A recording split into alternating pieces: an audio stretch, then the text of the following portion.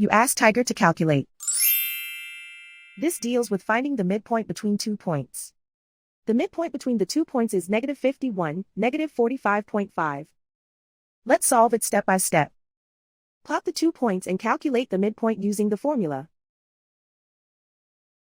The coordinates of point 1 are, x1 equals -16, y1 equals -17. The coordinates of point 2 are, x2 equals -86, y2 equals -74. PM represents the midpoint of the 2 points.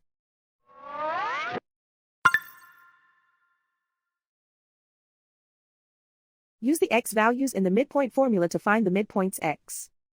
x1 equals -16. x2 equals -86. Simplify the arithmetic.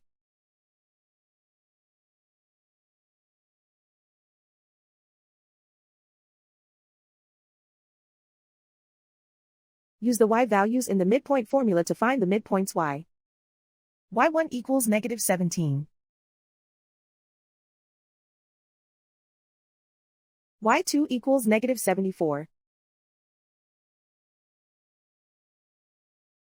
Simplify the arithmetic.